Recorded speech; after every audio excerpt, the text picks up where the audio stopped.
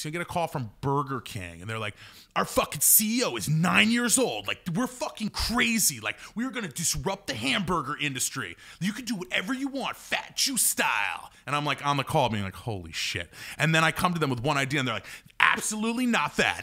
That is just out of the question. Legal is freaking out. I'm like, what about this? They're like, not that either.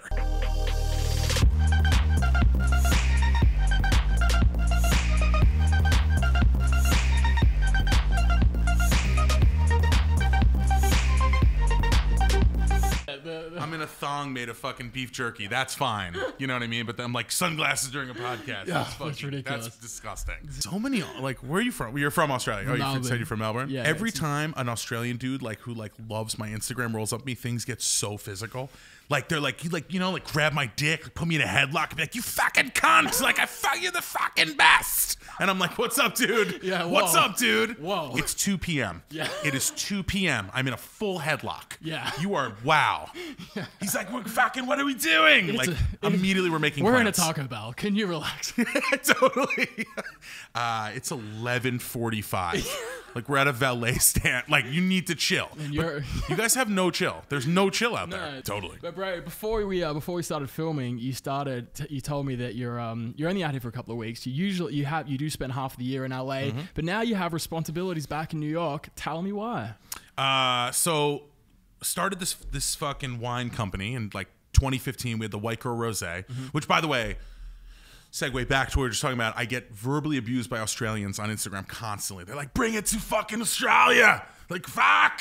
They're like verbally abusing me. This would be the females too. Yes. Yeah. They're the scariest. Oh, yeah. They're like, you fat Muppet cunt. Like, give me the fucking white girl. So started that, and then it basically the troll got real. We then transitioned into doing cans.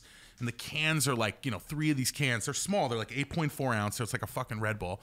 And 3 of those is equivalent to a bottle of wine. So people are getting torched. Really? Like, absolutely polluted. That's because one thing it's I full didn't know. wine. Yeah. I didn't know that. So 3 cans is equal to a full bottle So of they're wine. like little. Like, my mom drank 6 on Thanksgiving and had a napkin on her head and was like, ooh, going fucking. I was like, I gotta get you an Uber. Yeah. Bitch, I will put you in an Uber right now. She was in her own house. I was like, I'm gonna send you out of your house. I don't know where I'm gonna put you, but you need to leave. Get in an Uber. You need to get some air. Honestly, hit the showers, ho. So, so then it turned into a real thing. And then last year, Anheuser-Busch basically took a large stake in the company. Yeah, now I got a fucking, all of a sudden this whole thing turned very real. I was telling you, I got 35, 40 employees. Wow. I got fucking people being like, hey, do we match on a 401k? I'm like, do I look like I fucking know anything? Yeah. This was a joke. Yeah. This was supposed to be, this thing got way out of control in the best possible way. And now I'm in Napa Valley, speaking on a wine panel. They're referring to me as the bad boy of wine, which, by the way,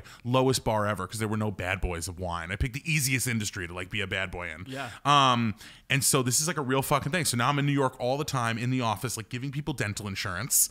And it's fucking. I don't know if I trust you to give me dental insurance. I don't. No, honestly, our dental insurance is fire. Comprehensive as fuck. Seriously. Teeth so white. They'll never get pulled over. Wow. Ever. Wow. The truest white. And so so now I'm there all the time doing this thing, and it's pretty huge. We're the #1 fucking canned wine, which is not what I thought I was going to be doing. Yeah, was canned wine was it a competitive niche? No, because everyone who was making canned wine, it was all such trash. Yeah. Wine is who even knows the name of a wine? Honestly, no, what's the name of a wine? Honestly, does it matter? I've heard you say that before, and that is one thing I could completely agree with. I'm I have no idea. You know why? No, it doesn't matter. So give me some shit. Let's get fucked. Who cares? Yeah. You're not smelling the notes of fucking oaky, leather. Yeah. You don't give a shit. We're trying to get fucked up. So no, it was highly uncompetitive and super dusty. Everyone was old and didn't know shit. And then I came in and they were all oh my God, what is going on? So I don't know shit about wine, but it doesn't matter because neither does anybody else who would possibly be drinking this. Yeah. Some dude in a turtleneck with little tiny glasses who's a big bodied Barolo. Not that guy. Yeah. This is not for that guy. Tell me about the office culture of over in New York there. What are you, is it a fun vibe? Yeah, it's fun. Do you get summer Fridays? Tell me what you put in here. Right. Hawaiian shirt Friday. Yeah, we're super laid back. Yeah. It's like, you know, we're like kind of corporate. Like there was some shit that I was obviously doing before. Like back in the day, like when it was just me doing my own, like when I was doing my own thing, like I would get like a gang of interns and I would make them, you know, like in order to get the internship, they had to like joust, you know, like do all this like crazy shit, like go buy me a sunflower, the biggest sunflower they could find. They come back and I'm like, it's not big enough, like full Diddy shit. Yeah. And then I made them do full Hunger Games to like get the job. Now there's like rules and like it's a whole thing. Like we have an employee fucking handbook. So like my giant dildo that I was playing ring toss on, like I keep it in my office. Right. It's not in the common area anymore. So it's like kind of like, you know, they're like trying, you know, the white man's trying to hold me down. Yeah. Totally. And it's like I can still like I still got my shirt off, but there's less intern jousting and less like tremendous dildos. Right. So you're compromising. Totally. But it's fun. Like it is fun. Like we're doing like all kinds of wacky shit. Like and you said you have an office. Oh yeah. Is this have you ever had an office job before? Is this a new experience for you? I've had offices before, but not like an office job. Right. But I would take offices like only in the weirdest spots. I had an office a couple years ago in the back of a nail salon that I like rented from like these nice Vietnamese women. Right. Like it was like a waxing room and then my office. Yeah. So it was always like weird. And then I would like, you know, I was like taking meetings in the weirdest places. Like I'll take a meeting at the DMV. Yeah. Because if you just sit there and you're not waiting for like your number, it's actually pretty relaxing. Wow. Yeah, it's a good place to take a meeting. But I've never had like a fucking office job. Like definitely not. So I went from like never having that to being now like mad people asking me questions. Yeah. But like people are having fun. The offices, like we pretty much only hire women for the most part because like men are kind of dumb, which is great. And then so like we're still into shit. Like I want everyone to like take ayahuasca and like go to a cabin, but like you know there's like HR now who's like I don't think that we should do that. And there's less like I used to like we all like when we were a smaller company we'd all go to like strip clubs to eat lunch. You know, it wasn't about the entertainment, it was about the food. Yeah. You know, we knew a place in Midtown with a great Caesar salad and it was like let's just go out for an office lunch and you know they have great croutons, but now it's like less of that. Right. But right. Reeling it in. And aside from the fact that the I guess the product blew up the way it did, what else has been surprising to you? I want to know about who's your biggest demographic? Who's responded to this the best that you wouldn't have expected? Are the white girls drinking rosé or is it a slightly different demographic? No, it is. But the most surprising is that like it's what the best part of it is that like turned up moms have gotten involved. Right. Like really fucking lit moms, especially ones who want to like connect with their daughter. You know, they have like a 21-year-old daughter. They're only like whatever 50 or you know late 40s, early 50s. They're not that old, and they're like with brand new rock hard breast implants, and they're like, I still got it. Like, let's go. Right. You know, and they're like on pills and they are fucking raging. And they love this shit. Like, especially out here, like when I go down to like, you know, into the OC, like into like Huntington Beach and shit, like I'll like, you know, go to stop by at a place that has our shit. Like they are going so hard. They're usually rich. So they will say whatever they want. They're like, you fat clown. Like take a picture with me. I hate you. I love you so much. Like they're amazing. They don't give a fuck. I feel like you were about to drop the C-bomb then you realize you weren't doing an Australian They're not impression. Australian. Yeah. they're like dance for me. They're so great and they don't give a shit. They're rich and they're drunk and they don't give a fuck. And that's like happened in whether it's the OC or Dallas or just like anywhere where there's like rich older women who like don't have shit to do and like they're going hard on this. They're like shotgunning cans of rosé now. Wow. You know, they don't give a having no idea how strong they actually are. Totally. And they give the least fucks because they don't even work. Yeah. At least like a 23-year-old girl is like, fuck, like I might have to wake up tomorrow and like go to my like whatever. Yeah. My like entry level job. Like they have to at least show up. Yeah. These women don't have to do shit. Right. They are dumbing out. And they're rich. They're pouring rosé out on the floor. They're basically rappers, honestly. Like, seriously, like there's rappers and then there's bored housewives. Rich Dallas housewives are basically rappers. Right. They don't give a single fuck. They show up, they have like sunglasses on, they're mad wavy, and they're pouring wine all over the floor because like money is not a thing. Right. So I think that's been the most surprising is like, yeah, like moms with rock hard breast implants being like, I love your Instagram. Like I didn't see that coming because it used to be was mostly whatever. I don't know. Millennials, is that the thing people say? Word? Is that the fucking thing people say? So, but now it's like a 52-year-old, which honestly I'm really feeling. This is a dream because I'm trying to marry like a. That sounds like your dream demo. Oh my god, me marrying like a divorcee, like some weird rich widow. Yeah, with like a terrible attitude and like a rebuilt vagina. It's amazing. I can see it. Yeah, I can see it. God, and with the dreams. So it's obviously like, you know, white girl rose, family time is hard. I mean, they're hilarious and they're just hit the nail on the head. How did the naming process come about? Well, Babe, which is the cans, Babe came from my two partners in the wine, write books called White Girl Problems, which were like New York Times bestsellers, and like they're making a fucking movie about it. So Babe came from the title character of those movies, who was like a fake. I don't know if you've ever heard of it. It's like a fake. She's like a fake socialite. Okay. It was like when like Kim Kardashian and Paris Hilton were kind of coming out. They were like, why don't we create a fake girl who doesn't exist and like see if she can blow up?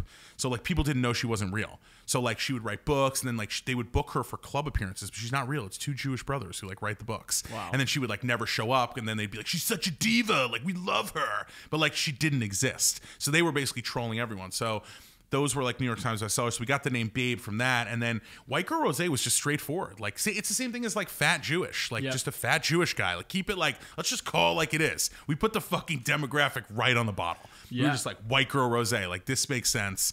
And Family Time is hard. I don't know what goes on with you, but like Family Time is a nightmare. Right. It's fucking very challenging. So we like, people need to like, you need to get absolutely torched during Family Time to make anything, like you make your mother even remotely bearable. Did you have any other alternate names that you could remember that you're almost going to go with? No, I think for the bottles, because now the bottles, like, we don't sell in stores anymore. They only sell like on the internet. They're all like direct to consumer, so you can get them like delivered right to like your fucking shower. You know, we're trying to get into like drone delivery and like all kinds of wild shit. Right to your hot tub. Exactly, into the koozie. Yeah. No, I think like for the rosé, we had talked about calling it just like a bunch of different white girl stuff, like Spirit Animal Rosé, something really fucking dumb. Yep. We actually just put out a red called Winter is the Worst. Yep. And then we're gonna come out with like a bunch of other bottles. There's gonna be like I don't know. We'll definitely do like we're gonna do like an election wine called like I have so much fucking anxiety right now, like what's about to happen, you know, some shit like that. My year abroad. Yeah, totally. Yeah. Oh my god, one. Exactly. Yeah, you're hired.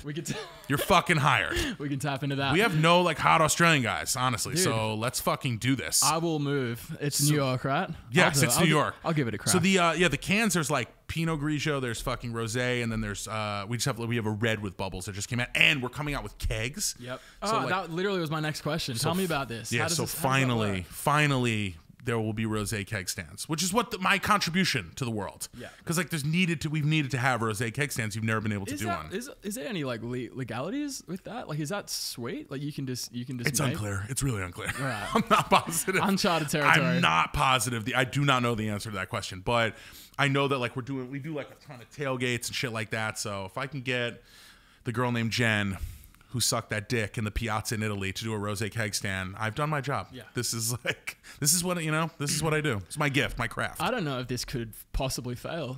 Right. Yeah. I appreciate that. Man, and so I really like, you've obviously been on things like the American Meme lately, and just, you do a lot of interviews, and you often talk about social media burnout and just sort of this whole industry not really being sustainable. Was that a big part of why you decided to sort of branch out and create something sort of tangible like Babe? That was the entire reason. That was the entire reason, because like, how long can someone be into something like this for? You know what I'm saying? It's like disposable content. Like at this point, like, you have to be like an A+ list celebrity to like sustain something over the course of like many years. It's just, and like, I'm not fucking Clooney. Like, it's not going to work for me. So it's like, it's funny, it's entertaining, it's fucking in the palm of your hand on Instagram, and it amuses you, and it takes you out of your life for a second, and like, it's fucking funny. But like, how long is a fucking guy with a dildo on his head? Like, how long can that be relevant? Yeah. Seriously, like, how long can that last before some other idiot with a dildo like coming out to the side like comes and like takes the spot? So I was like, everyone needs to start creating like some tangible things, because like all of this stuff is like hyper fucking disposable. Yeah. The thing is that some of these kids are really young and they don't realize that. I'm old enough to know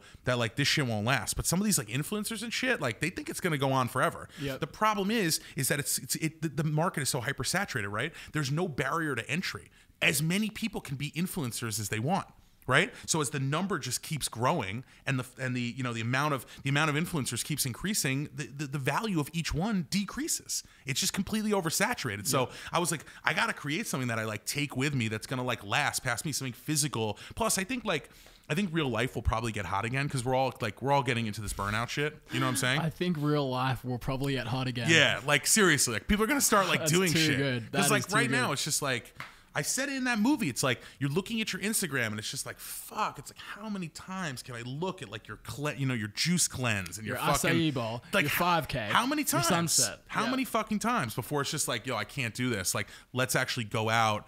Because like honestly, my problem is that I think the kids are like not one of my main issues is that the kids are like not doing stupid shit. They are, and they're doing it like for the likes, which is fine. But like, why go to a party when you can just look at the party? Yeah. You know what I'm saying? Like, but you need to go out there and make a shitty decision and like get a fucking give someone HPV.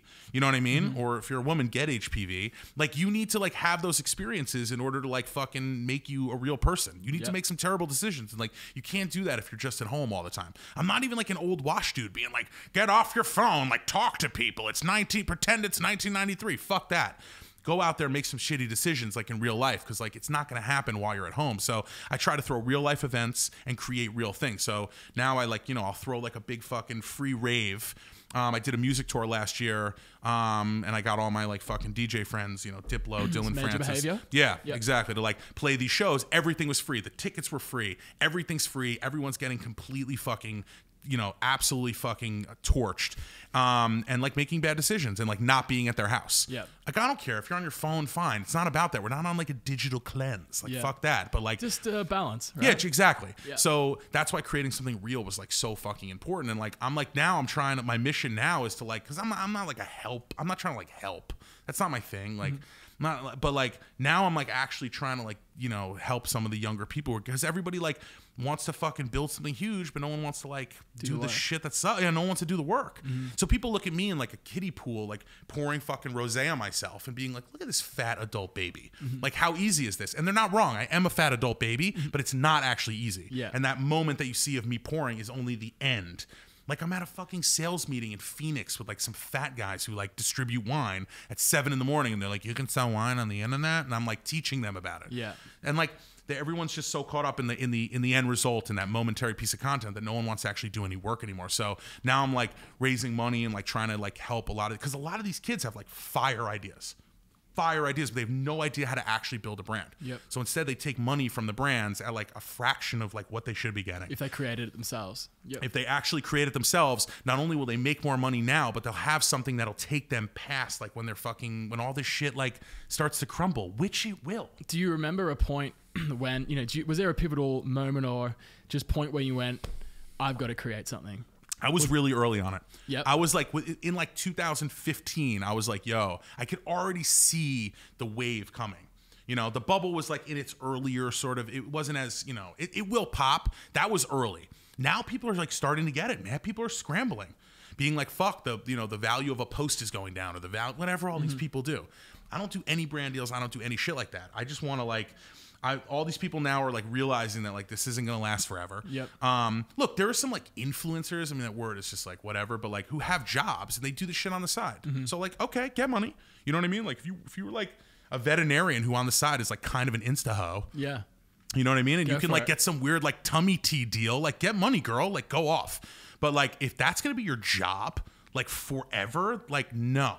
So I was sort of early on it, but now I'm like, I'm trying to help people like get out of that. So yeah, Shark Tank kind of style. Yeah. You know how you were saying, that with the oversaturation thing, say for example, just the amount of money people are being approached for, have been over the years, was a lot, and now it's oversaturated. It's sort of, the bubble is bursting. Yeah. There's too much diversification. There's too many options. Right.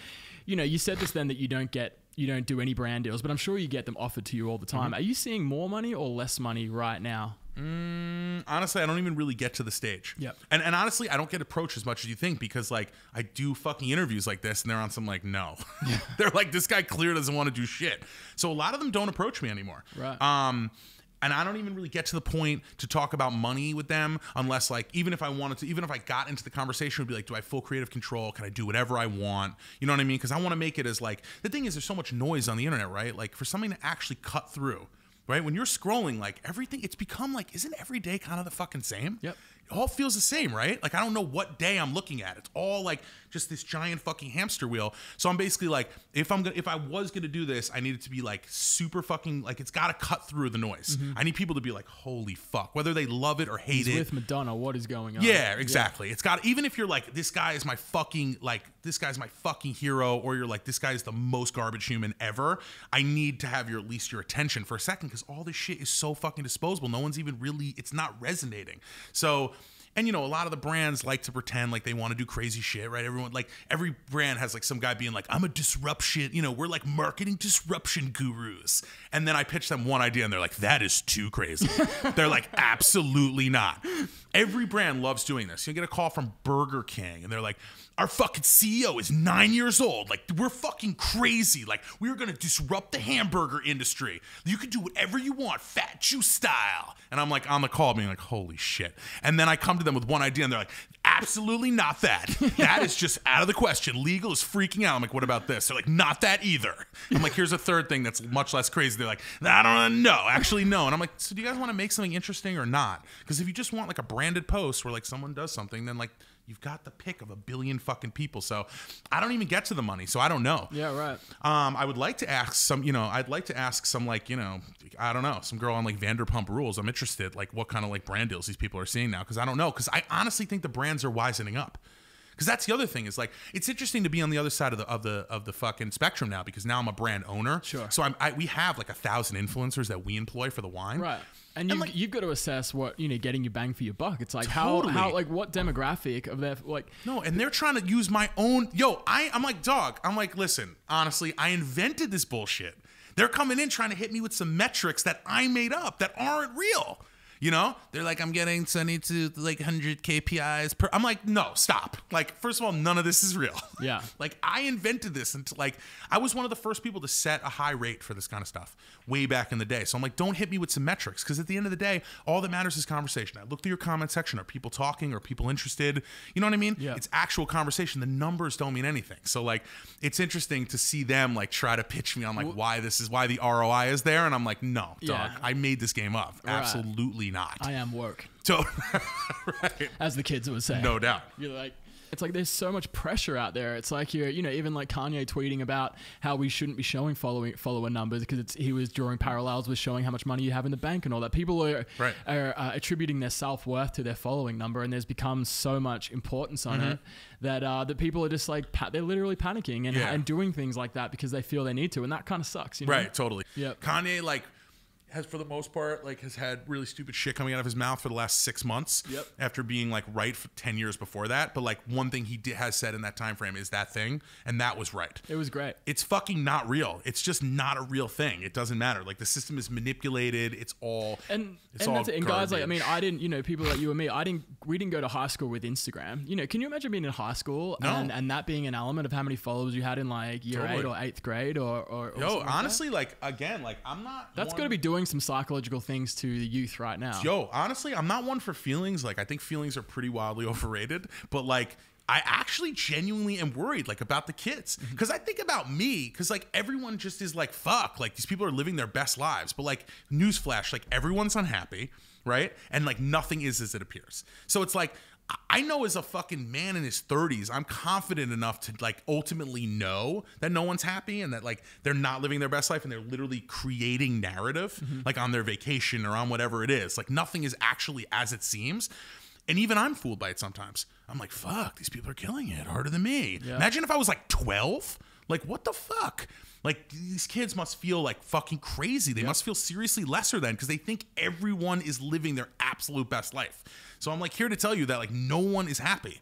And now, like, actually, the more happy they appear to be on the internet, the more deeply fucking unhappy they are. Seriously, like, that is true. The longer the caption, the more inspirational the message, the deeper the sunset, like, the more they're... More couple shots, man. Totally. They're always the ones that, it's like, what happened? Wait, why aren't they posting together anymore? It's like, oh, but they broke up, but they were just in Fiji. Totally. Like, how did that work? Exactly, right. Yeah. And, like, right. And, like, a lot of it's just, like, none of it's real, and, like, a lot of these people have bad relationships with their dads, and, like, no one is, like, somebody, you know, like honestly, like if you're a kid, you just don't know the difference. You don't know the difference, and you basically think that you're not doing shit, which is crazy because you're a kid, and none of these adults are actually for real. Sure, and they didn't have. I guess I feel like we're an advantage because we grew up with both. You know, totally. So it's like we got a taste of life just riding bikes and not having that, and then we can jump back and forth when we need to, and we can acknowledge when something's bullshit. You know, 100%. Like the more you are happy, the more like I'm pretty sure that you were molested. Like honestly, like seriously, like weird, like what, like people are completely. And honestly, you know what's funny is that a lot of these influencers. I was just saying this the other night. A lot of these influencers are like, they're so focused on creating the narrative that they're actually like not talented in any way, shape, or form. But they actually are really talented in like creating story. Yeah, they're basically writing TV.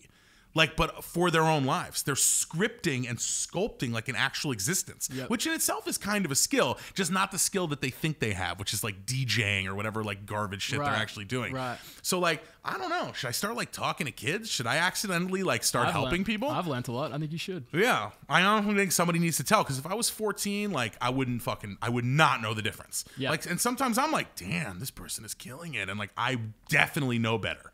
So like I'm worried. I'm worried about, and I'm definitely not helping, because again they're looking and being like, this guy. So how can we do this? How can you start like what tutorials?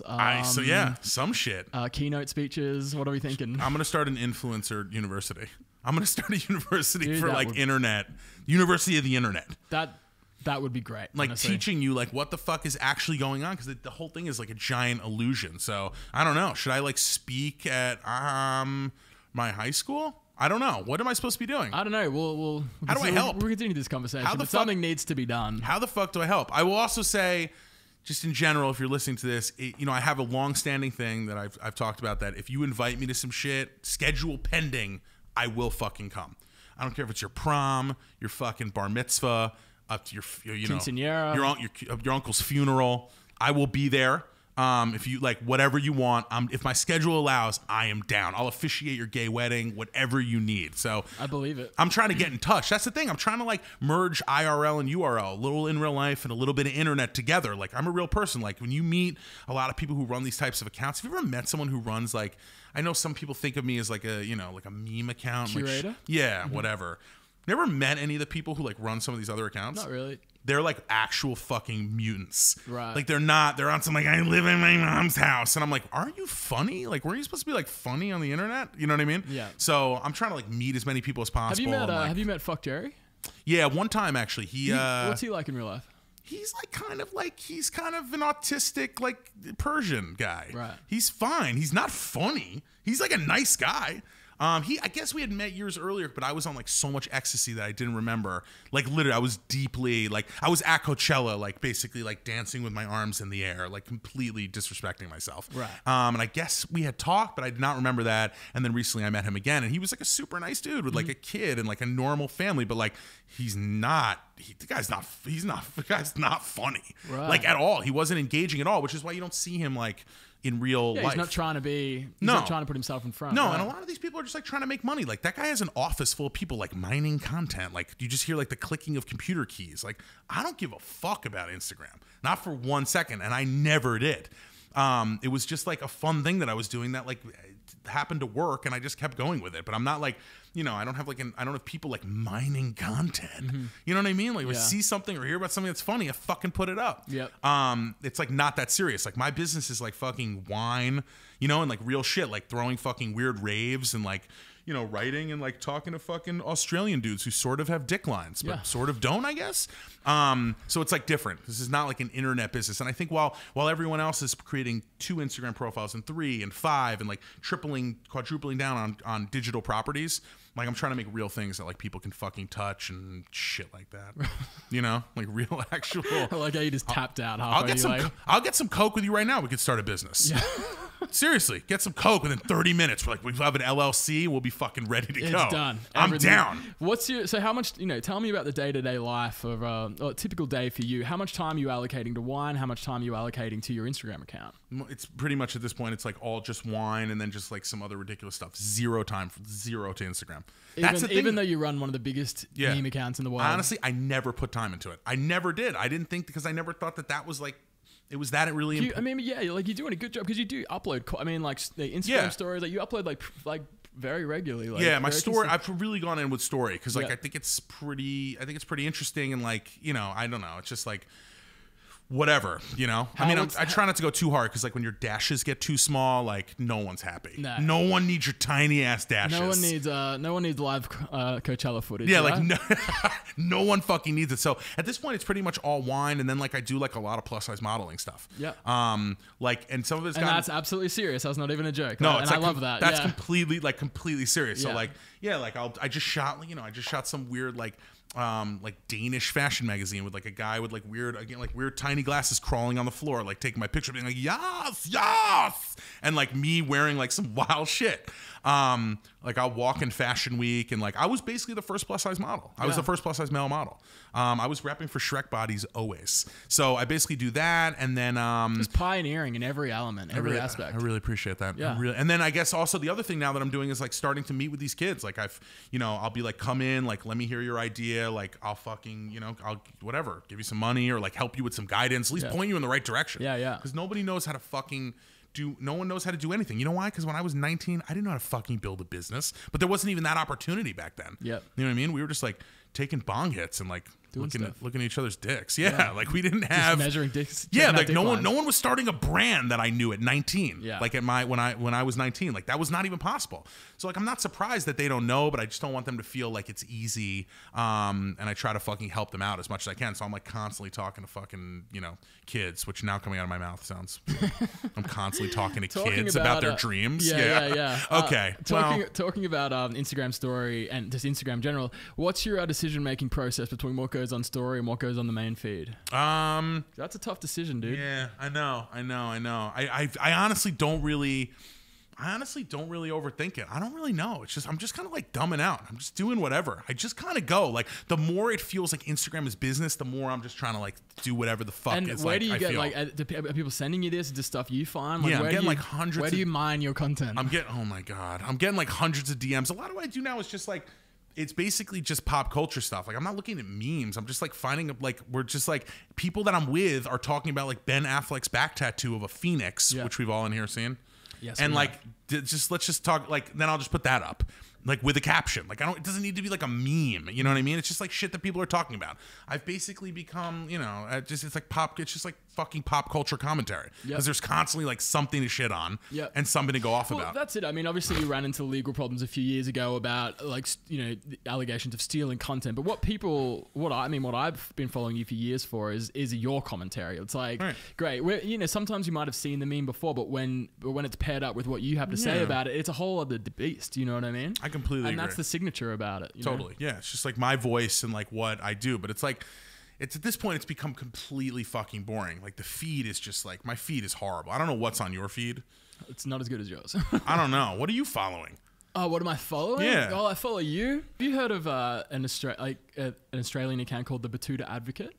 Oh, I've seen like posts from them. Fucking brilliant. I've seen, you gotta follow. They write like fake news stories, right? I'm gonna remind. It's very accurate commentary, very similar to yourself, but with an Australian spin. Some of it you won't get because they're talking about like Australian rules football, but a lot of it like man bun stuff, like they nail. Right. Yeah. There's some like Tony Abbott stuff that like I'm not understanding. Yeah. Like a fucking sick Tony Abbott roast, and I'm like, I don't understand why this is cutting. Yeah. But right, I have seen stuff in that because I've seen it on.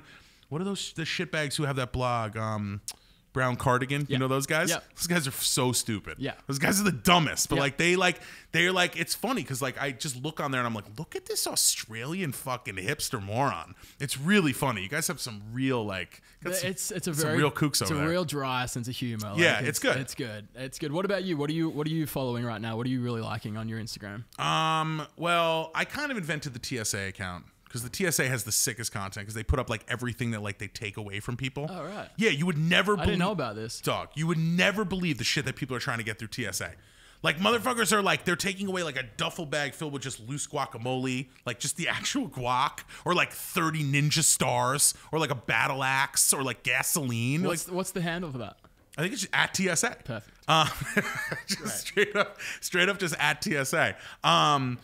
And yeah, I mean, for the most part, it's like kind of fallen off. Like, I really only want to follow celebrities that are spiraling completely fucking out of control. Like, that's really it. Because for the most part, like, everything is just the same every fucking day. Like, I need to see like a full-blown meltdown now. Yep. The bar is really high in order for like what's going to like give me a boner in my heart and like get me going off of a piece of content. So like, you know, anytime like if I can see somebody from Tara Reid or like anyone who's just really not doing well. Yeah, Lindsay Lohan. Yeah, well, now like the Lohan reinvention and like, anyone who's just like completely emotionally unstable gives you a lot of pleasure. Gives me a lot of fucking pleasure. Mate, you posted something.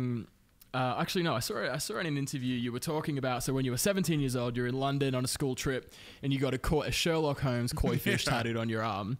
That's a pretty wacky thing to do. I wasn't cool enough to think of something like that. Right. Were you a pretty like wacky kind of kid? Like, how different were you then to now? It was weird. I've talked about this before. Like, I actually like kind of aged in reverse, which is sort of weird. Like, when I was like a kid, I actually was like super high end, if that makes sense. Like, I would wear like a little polo shirt, like tucked into khakis, and I like hung out with my mom. I was kind of like a middle-aged gay man, but as a 9-year-old child. And I was like with my mom being like, what is up with her shoes? Like, what is this bitch wearing? Because you were born and raised in Manhattan, right? Yeah. And I was really into like art and like, I was super, I was basically like a middle-aged gay rich architect at the age of 9, and then by 21 I was like a complete fucking baby moron. Like I'm kind of Benjamin Buttoning. Yeah, it's a full Benjamin Button vibe. So I was like not that wacky. I was like super high end. I remember I was like mad into sushi, which by the way, when I was 8, this was like in the 90s. Like sushi was not popping like that. It was not like people were not kids now eat sushi like nonstop. Yeah, they're like kids are like, I just want like a fucking roll. Just you know, a California roll. Yeah, exactly. Right. They're on some like, I just want like, give me some sashimi, and I'm like, are you 3? Yeah. They're like, I need to hydrate. I'm like, you're 4. Yeah. What the fuck? But I was like really into sushi and Broadway, and like I was mad gay. Honestly, I was killer as fuck. If I was that way now, it was a totally different person. Like, I don't even know him. Jeez. So now I'm like, you know, dressing like a giant adult baby. I know a lot of guys who are like, or people in general who are like kind of performative now and sort of like whatever, or like they were like at family functions being like, hey, like singing and shit and like doing like wacky improv, and like, no. I was basically like watching someone doing that, being like, bitch, no. Like, absolutely, you are disrespecting yourself. And I mean, I never did shit like that. Tell me about how old were you when you started Team Facelift?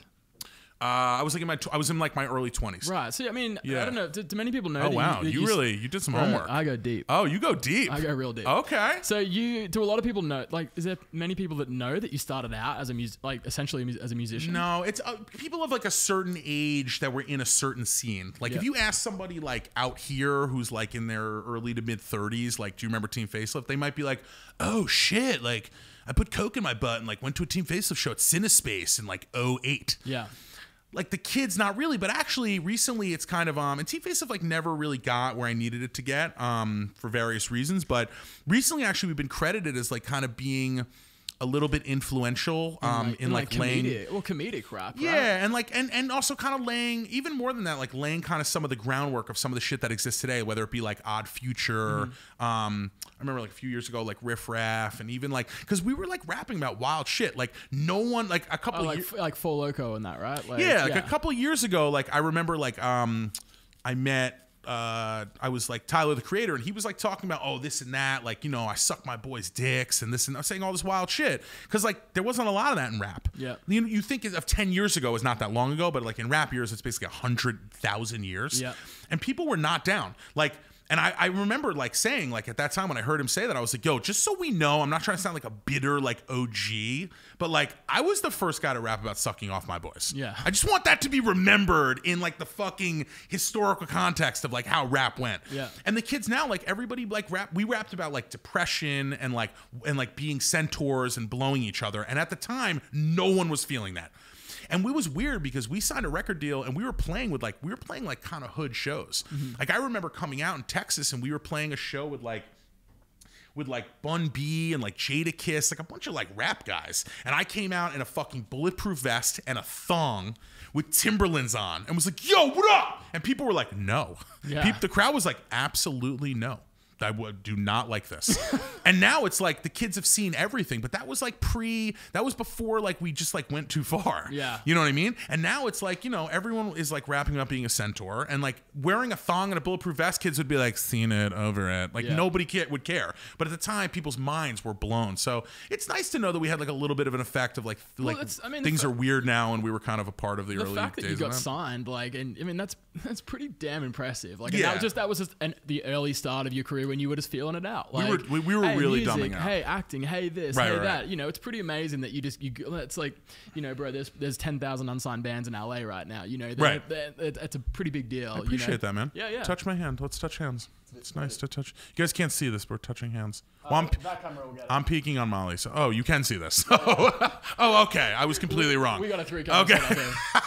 You can actually see this from multiple angles. Yeah. Well, I'm peeking on Molly, so that felt incredible. So thank you. No problem. Yeah, that was. We were just like, honestly, we were really, really dumbing out, and I actually think we actually were too early because if we had, I think, a platform, because we were doing like a lot of dumb shit. Yeah. We were very like punk, like in that we were like, it doesn't matter if we're like spitting like lyrical precision, like no one cares. Yeah. What they cared about, we knew we were doing dumb shit, like really dumb shit, like. When we weren't doing music stuff, we were like, you know, whatever it was, jumping off stuff, making wild videos, but there was nowhere to put it. Yep. There was no platform to put it on. YouTube, yeah. Were you gonna like put it on your MySpace profile? There was nowhere to put anything. So all the wacky antics of us like eating each other's barf or like, you know, whatever, you know, me smoking a joint of a girl's pubic hair, whatever it was gonna be, we were like using a camcorder. Yeah. So I think if we were able to like do that stuff now, I actually think we probably would have been a lot bigger. Sure, because you needed to get signed, or you needed to get on MTV or something. You needed you needed someone to go through, and at the time, people probably weren't accepting content like that. No, they did not think that was the wave. Yeah. They were like listening to the music, like the music mattered. Yeah, you know what I'm saying? And now it's nice. It's nice, like Lil fucking Diaper or whatever fucking SoundCloud rapper comes out can like record in his bathroom and just be like, yeah, like it's tushy, and like that's a hit. Yeah, it's fine. You know what I'm saying? Back then you couldn't do that. They were like, we got to go to a studio and like record a song. And this album like, will cost $100,000. Totally. And do you have $100,000 where you can't be an artist? And like, if you're not signed by Interscope, then forget it. Like, what's the single? Like these kids nobody gives a fuck anymore. Yeah. Like now it's just like you can basically completely dumb out and like rap about sucking a centaur's dick. And honestly, that's really nice. Yeah. I wish that the climate had been a little more accepting of me at that What time. do you think of Lil Dicky? I think he's great. Yeah. I've hung out with him a bunch of times. He's pretty close with Benny Blanco, who's a friend of mine. Mm-hmm. And he's funny. You know, I give him a lot of credit. It's really hard to straddle the line between comedy because, like, especially back then also, it was like, you know, back in like the mid 2000s, it was like you were either comedy rap or you were serious rap. And the line is much more blurred now, and he's been able to do that really well. Yeah. So like we were immediately put into like the joke rap bucket, except like we were good at rapping. Well, I'm trying to think. What's the like curly head guy?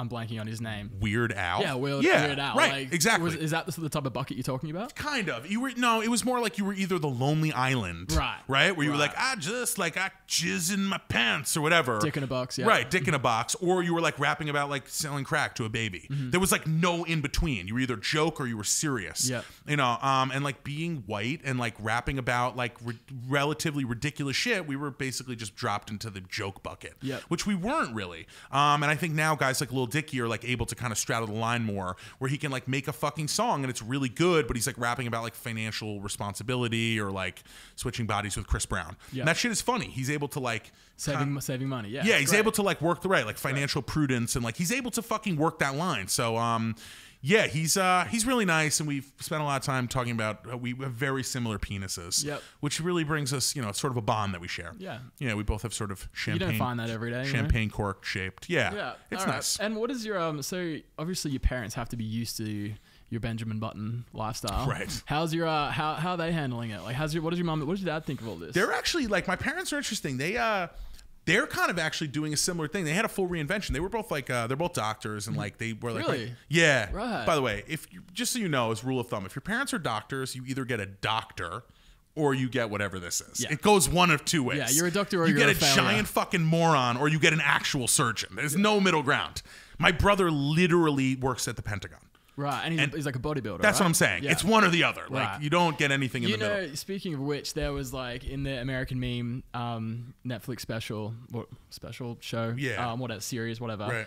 Right. That you had one vulnerable moment. I don't know if it was real or it was just the magic of editing. Basically, when you were joking about your brother with your dad, and he said, I actually got it written down here. He said, something like, yeah, he makes up for everything you fucked up. Yeah. And there was like this one moment where it just was your look into the camera and it hurt me in the feels. Really got you? Yeah, hit me in the feels. I was like, hey, like don't hurt him. He's such a nice guy. And he's putting himself down. Like you don't need to jump on that, Dad. Right. Was that? Tell me about that moment. Was that organic or was No. That was definitely for real. Like that's how these things go. So like, it sounds like your dad can still sort of hit you in the feels a little bit. Yeah, a little bit. I mean, I think my parents so they've gone through a little bit of a reinvention. They were both like, my dad was like wearing khakis and like Rockports, and like my dad like literally like grew, like he's from Russia.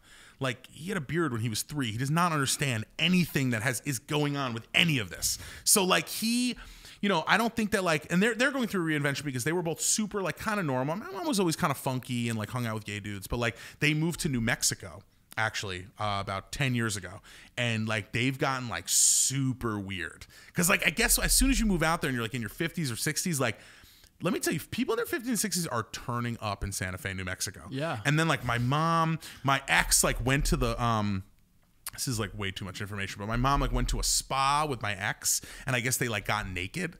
It's like in this like natural hot spring, and my ex came back to the house and was like, I have to talk to you right now. And I was like, what is going on? Are you like, what just happened? Like, you look like you saw a fucking ghost.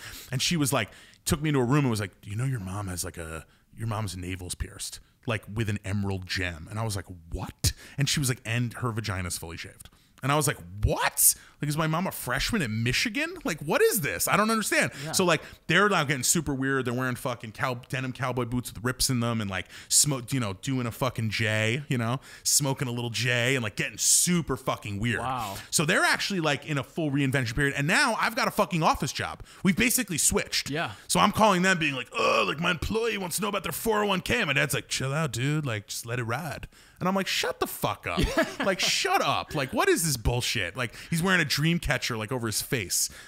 He's wearing a bolo tie with no shirt on. So they, I think at first they were highly confused. Yeah. They were like, this is not okay.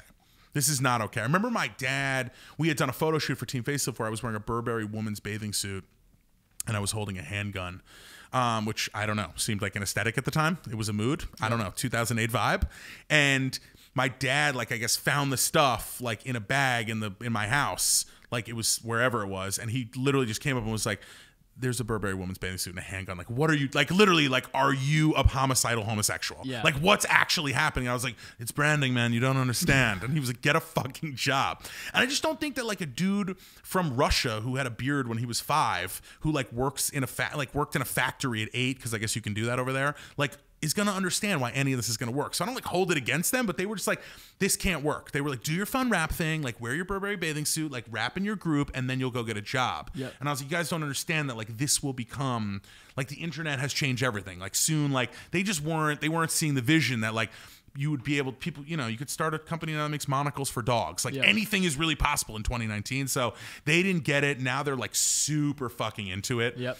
They're like the most into it. They think it's amazing. I think it might be getting them a little clout in their circle. Okay. In their like Santa Fe. Now that their sons made a banging wine company. Right. They're just like, I told you, my mom's like shotgunning cans and being like, ooh! So like now they're super fucking into it. She's got a navel ring. Yeah. And apparently a shaved vagina. So, which is not, I mean, look, I'm mixed about that. Not that we should talk about that more, but on one hand, I'm like, live your best life. You know what I mean? Get after it. I'm glad you're like feeling young and like feeling good. But on the other hand, like, supposed to have a huge bush. And like, you know what I mean? You're supposed to have a bush so big you forgot about it because like you didn't know you had a vagina anymore because you're my mom. Yeah. So they're just like, now they're really, really into it and they're like totally feeling it. And it took a while. It was fucking rocky. It was totally rocky because they were like, what is this? How could this possibly work? And I was like, don't worry, there's a plan. And they were just like, the Burberry woman's bathing suit. I don't know, like what you're talking about. That was the line. They were just like, what are you talking about? What about your brother? Has he got a similar sense of humor or is it completely on a different path? No. The guy is like, we split the jeans right down the fucking middle. Yeah. The guy's got a great body. He really Declines? How they? He's like less dickliney and more like he's an actual, like he ripped his pectoral muscle like I think he was bench pressing like 450, like something like a number that like doesn't even sound real. No one's ever gonna need a bench press. What is why? Like what a tree? Totally. Right? Like what are you using this for? An electricity pole. Right. Totally. So we just like kind of split it down the middle. Like, he's kind of funny. He's like dry, but like he's a man. He's an adult man who like does adult man things. Yep. And he just like, but he's really down. I think he's another one. Like I think for him it's like you know, he does like, it's cool to have an interesting, you know, he's asked me a couple times like to stop talking about him because like I'm constantly just, he works at the Pentagon, he's a bodybuilder with a big dick. Yeah. And like he's not even on social media. So I guess like people are coming to him and being like, whoa dude, like did you was it okay that your brother said that? And he's like, what did he say? You know, it's constantly like, what did he say? Yeah. Like I went on a fucking late night talk show and like told a story about how my mom fucked Shel Silverstein. Yeah. And like that was not like, they were not that open to that. My family is like not that a lot of people would be, but like I don't run any of this by them. I'm not like vetting it with them. And like they're just constantly, I think they're constantly worried what like someone's gonna ask them about. Cause like I think my mom literally like went out to lunch and someone was like, you slept with Shel Silverstein? And my mom was like, what are you saying? Like where did you get that from? And then she was like, oh, like I saw him on like a talk show in the UK. And my mom was like, okay. Yeah. They're like more cool with it now because they're like stoned. And also they have nothing else to hide because you've probably said No, it's all out on the table now. Yeah. To be honest with you, there's more. It's not all out on the table. You got to be strategic in how you leak the content. There are no lines. Like I could go so much further. So yeah, he's like not, he's not like that. He's not that cool with it. He's really actually not that cool with it at all. Yeah, but he's a great guy, but also, you know, fuck him. Yeah, right. So, what else? The other thing I really find interesting is just the little pairings I see you with, you know, and I'm going to call this, I'm going to address the camera. And there actually is 3 cameras in here. I don't know if I even explained that. Okay. Like, this is a podcast, but it's also filmed. Like, okay. We just dive straight into it. Great. But I want to call this interesting friendships. Okay, I'm just going to go with 3 and just ask you how they come about. Okay. How did you meet Paris Hilton? How'd that friendship come about? Paris Hilton, we went to high school together. Oh yeah. Really? Oh yeah. I put up a yearbook photo on Instagram on story of like we're on the same page because like she's H and I'm we're not. No, I'm sorry. Like her. Like we're on the next page from each other. Yeah. No doubt. And she's like, I've known her forever, and honestly, like she's just like she's fucking great. I know like people are now making fun of me for like being so on her dick from the like people put up memes after that documentary came out being like, I wish someone would talk about me the way that like the fucking fat Jewish guy talks about Paris Hilton, but she really is like super killer. And we've known each other like basically forever, and she's just like she's another one who's just always into the weirdest shit. Yeah. Like every time I talk to her, I'm like, what are you doing? She's like, oh, like I'm in fucking Oman. And I'm like, you're in Oman?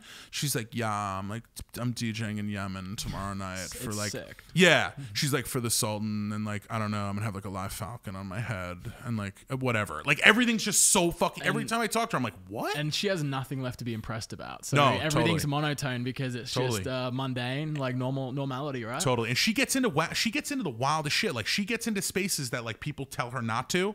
And she was actually before me like someone who realized that she was going to need to have some equity in the space. Like there was no way she was going to be able to be a socialite forever. Like no one was going to give a fuck. There was going to be someone younger and someone who was more of a fucking hot mess that they were going to fucking gravitate towards. So she like started getting into all the shit. She makes so much shit. It would fucking shock you. Yeah. Tiny dog scarves and perfumes and like fucking she's like in the Middle East, like she's huge. Yeah. I say this in the documentary, like she gets off the fucking plane in like fucking, you know, in like Qatar, and people are like weeping. It's sick. It's so sick. She's not that popular in the United States anymore. Like we think of her as like you know, sort of washed up mid 2000s, like 2007. Yeah, maybe we just OD'd on Paris Hilton. Exactly. And now she's just expanding. And like, honestly, you never know what she'll get into next. She like got into, I'm telling you, every time I talk to her, it's something incredible. I've never spoken to her. And usually when people speak to me, they're like, what? Like, what are you doing? And you're like that. You have that reaction to her. Totally. I'm like, I smoked a Serbian girl's pubes. And they're like, what? Because they're like doing something, they're at, you know, work.